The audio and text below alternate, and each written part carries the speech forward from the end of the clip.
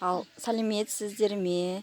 Біз қазір бақшада рассада, сонымен қатар өсіп келе жатқан міне бақшаға өскен дүниелеріміз жақсы өнім беру үшін жасайтын дүниені көрсетейік деп тұрмыз. 9 литр суға кәдімгідей шикі құрттың сары суы 1 литр. Сары суды құйдық және неше тамшы? 10 тамшы йод.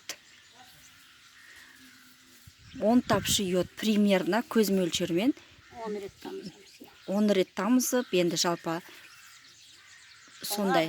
Содан кейін осыны араластырамыз да. Міне араластырып жатырмыз. Қазір бақшаға апарып құямыз. Міне. Жалпы мына жерге міне помидор, міне бұрыш, капуста. Мына жерде біз қиярға себеміз. Себебі қиярдың жапырағы сарғайып бара жатыр екен.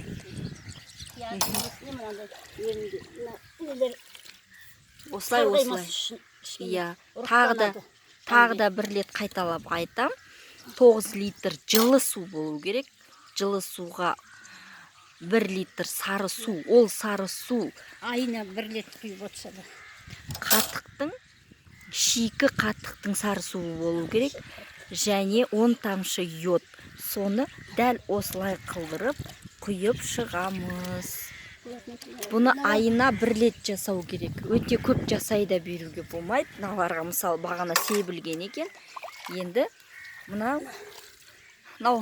асқабақтар міне. Әлі арамш. Ұрығы да айбат болады дейді ғой, сары суда. Кейбіреулер дрожжы қойып жатады ғой, дрожжының орнына сары су. Дрожжының орнына сары су. Жалпынан бәріне құйып шығамыз біз. Бірақ дәл қазір құйылмағандарға примерно мысал ретінде көрсетіп жатырмыз міне. Осыдан өнім жақсы болады дейді.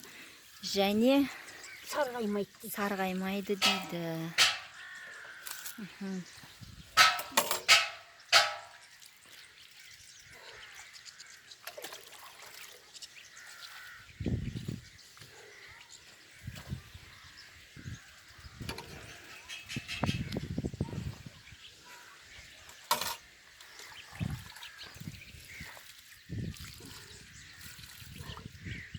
Шөп деп тастаймыз.